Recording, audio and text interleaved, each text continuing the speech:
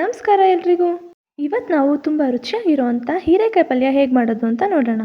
ನಾನಿಲ್ಲಿ ಒಂದು ಪಾತ್ರೆಗೆ ಸ್ವಲ್ಪ ನೀರು ಹಾಕ್ಕೊಂಡು ಬಿಸಿ ಮಾಡೋಕ್ಕಿಡ್ತಾ ಇದ್ದೀನಿ.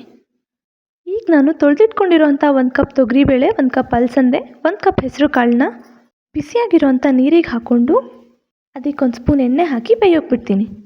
ಹೀಗೆ ಬೇಯಿಸೋಕೆ ಎಣ್ಣೆ ಹಾಕೋದ್ರಿಂದ ಬೇಳೆ ಬೇಗ ಬೇಯುತ್ತೆ. ಹೀರೆಕಾಯಿ ಲೋ ಕ್ಯಾಲರಿ ವೆಜಿಟೇಬಲ್ ಆಗಿರೋದ್ರಿಂದ ನಿಮ್ಮ ವೆಯ್ಟ್ ಮ್ಯಾನೇಜ್ಮೆಂಟಿಗೆ ಹೆಲ್ಪ್ ಮಾಡುತ್ತೆ. ಹಾರ್ಟ್ ಹೆಲ್ತಿ ಕೂಡ ತುಂಬಾ ಒಳ್ಳೆಯದು.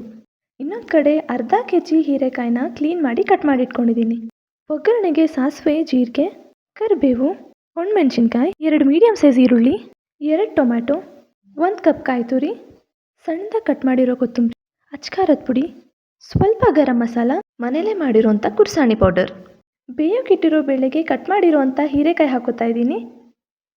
ರುಚಿಗೆ ತಕ್ಕಷ್ಟು ಉಪ್ಪು ಹಾಕೋತಿದ್ದೀನಿ. ಈಗ ಸೈಡಲ್ಲಿ ಒಗ್ಗರಣೆಗೆ ಒಂದು ಪಾತ್ರೆ ಇಟ್ಕೊಳ್ಳಿ.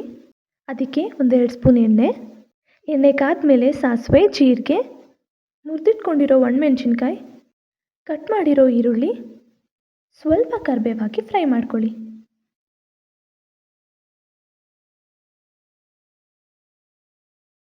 ಈಗ ಕಟ್ ಮಾಡಿರೋ ಟೊಮ್ಯಾಟೊ, ಒಂದು 10ರಿಂದ 12 ಎಸಳು ಬೆಳ್ಳುಳ್ಳಿನ ಹಾಕಿ ಫ್ರೈ ಮಾಡ್ಕೊತೀನಿ.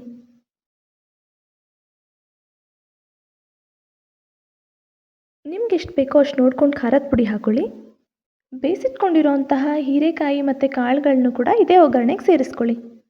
ಇದಕ್ಕೆ ತುರಿದಿಟ್ಕೊಂಡಿರೋಂತಹ ಕಾಯಿ, ಕೊತ್ತಂಬರಿ, ಗರಂ ಮಸಾಲ ಜೊತೆಲಿ ಗುರೆಳ್ಳಿನ ಪುಡಿನ ಕೂಡ ಹಾಕಿ ಒಂದು 5 ನಿಮಿಷ ಕುದಿಸಿದ್ರೆ ಹೀರೆಕಾಯಿ ಪಲ್ಯ ರೆಡಿಯಾಗಿರುತ್ತೆ. ನಾನು ಯಾವಾಗಲೂ ಗುರೆಳ್ಳಿನ ಪುಡಿನ ಮನೇಲೇ ಮಾಡ್ಕೋತೀನಿ.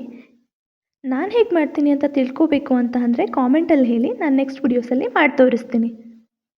ಹೀರೆಕಾಯಿ ಪಲ್ಯ ತುಂಬಾ ರುಚಿಯಾಗಿರುತ್ತೆ. ಚಪಾತಿ, ರೊಟ್ಟಿ, ಅನ್ನ ಯಾವುದ್ರ ಜೊತೆ ಬೇಕಾದರೂ ತಿನ್ಬೋದು. ನೀವು ಒಂದ್ಸಲ ಟ್ರೈ ಮಾಡಿ ಹೇಗಾಯಿತು ಅಂತ ನನಗೆ ಕಾಮೆಂಟಲ್ಲಿ ತಿಳಿಸಿ. ಈ ವಿಡಿಯೋ ನಿಮ್ಗೆ ಇಷ್ಟ ಆಗಿದ್ದರೆ ಲೈಕ್ ಮಾಡಿ, ಶೇರ್ ಮಾಡಿ, ಕಾಮೆಂಟ್ ಮಾಡಿ, ಹಾಗೆ ಸಬ್ಸ್ಕ್ರೈಬ್ ಮಾಡೋದು ಮರಿಬೇಡಿ.